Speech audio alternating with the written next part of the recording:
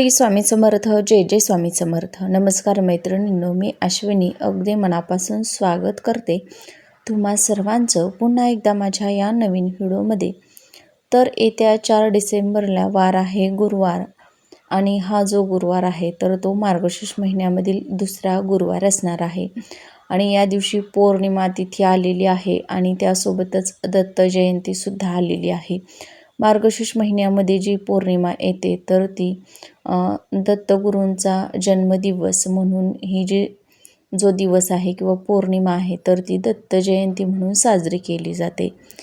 आणि या वर्षी 4 डिसेंबरला दत्त जयंती असणार आहे.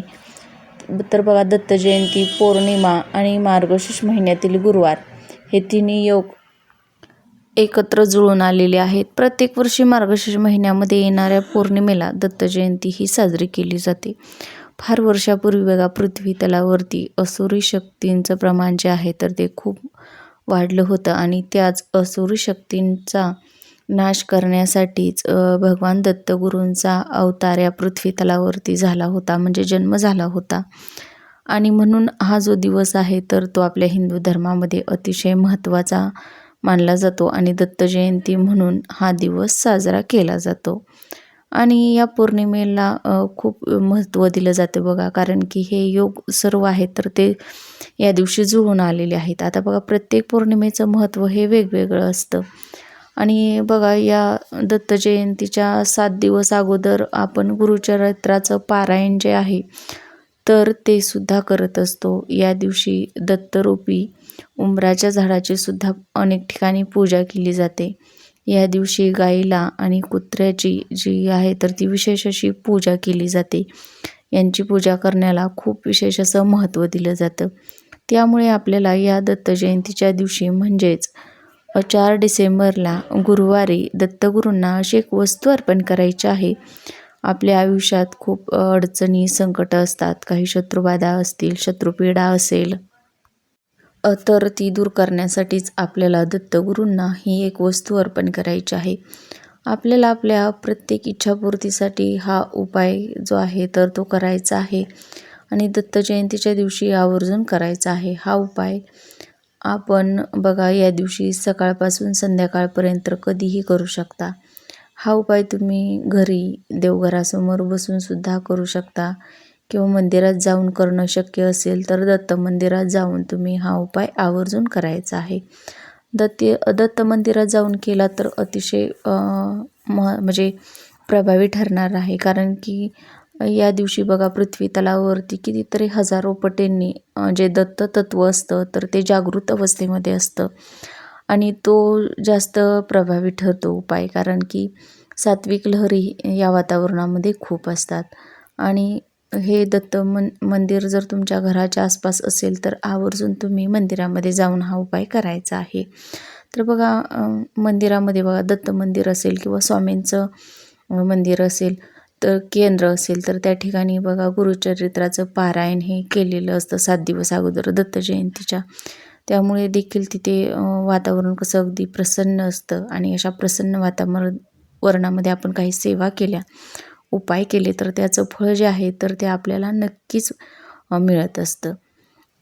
तर बघा, हा उपाय करण्यासाठी आपल्याला 11 खाऊची पानं घ्यायची आहेत, म्हणजे नागवेलीची पानं घ्यायची आहेत, ज्याला आपण विड्याची पानंसुद्धा म्हणतो.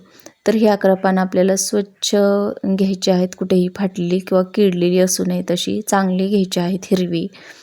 नंतर एक स्वच्छ ताट घ्यायचं आहे. त्या ताटामध्ये तुम्हाला ही 11 पानं मांडून घ्यायची आहेत. त्यावरती अखंड फुलासहित असणाऱ्या 5 लवंगा ह्या आहेत तर त्या आपल्याला ठेवून घ्यायच्या आहेत. प्रत्येक पानावरती 5 अखंड लवंगा आपल्याला ठेवायच्या आहेत आणि याचा जो विडा आहे तर तो विडा तयार करून घ्यायचा आहे. आता देवघरासमोर जर तुम्ही हा उपाय करणार असाल तर देवघरासमोर तुम्हाला एक दिवा, धूप, दीप, अगरबत्ती प्रज्वलित करून घ्यायची आहे आणि नंतर हा उपाय करायचा आहे. 11 विड्यांपैकी एक विडा सुरुवातीला आपल्या उजव्या हातामध्ये आपल्याला धरायचा आहे. दिगंबरा दिगंबरा श्रीपाद वल्लभ दिगंबरा असं म्हणत हे पान किंवा हा विडा दत्तगुरूंच्या मूर्तीसमोर आपल्याला अर्पण करायचं आहे. त्यासोबतच आता बघा, दुसरं पान म्हणजेच दुसरा विडा आपल्या उजव्या हातामध्ये घ्यायचा आहे. परत आपल्याला या मंत्राचा जप करायचा आहे आणि हे सुद्धा पान दत्तगुरूंना अर्पण करायचं आहे. अशा पद्धतीनं हे आपल्याला 11 वेळा अर्पण करायचं आहे. 11 विडे आहेत तर 11 वेळा आपल्याला हा मंत्र म्हणून ही सेवा करायची आहे. त्याचबरोबर तुमच्या काही अडचणी असतील, संकट असतील, जी दूर करण्यासाठी ज्या अडचणी आहेत तर त्या दूर करण्यासाठी हा उपाय केलेला आहे. तर त्या अडचणी दूर करण्यासाठी दत्तगुरूंकडे प्रार्थना करायची आहे, ती तुमची इच्छा व्यक्त करायची आहे. तुमच्या ज्या पूर्ण होत नसतील तर त्या इच्छा ज्या आहेत तर त्या पूर्ण करण्यासाठी आपण प्रार्थना करायची आहे. असा 11 विड्याच्या पानांचा हा जो उपाय आहे तर तो आपल्याला दत्त जयंतीच्या दिवशी करायचा आहे. हा उपाय फक्त आपल्याला या दत्त जयंतीच्या पौर्णिमेच्या दिवशीच करता येतो.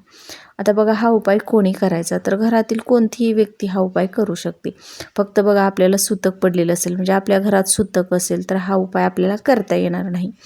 किंवा ज्या स्त्रियांचा, ज्या महिलांचा मासिक धर्म चालू आहे तर त्यांनी सुद्धा हा उपाय करू नये. घरातील इतर कोणतीही व्यक्ती हा जो उपाय आहे तर तो करू शकते.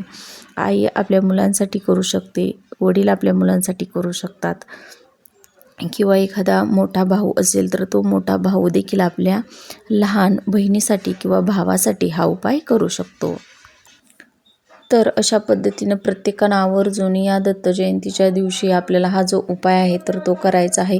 कितीतरी दिवसांनी हा जो योग आहे तर तो जुळून आलेला आहे आणि अतिशय महत्त्वाचा दिवस असणार आहे. त्यामुळं प्रत्येकानं आवर्जून हा जो उपाय आहे तर तो या दिवशी करण्याचा प्रयत्न करायचा आहे. तर आजची माहिती आवडल्यास व्हिडिओला लाईक करा, शेअर करा आणि चॅनलवरती नवीन आला असाल तर प्लीज चॅनलला सबस्क्राईब करा आणि असेच नवनवीन माहितीपूर्ण व्हिडिओ पाहत राहा.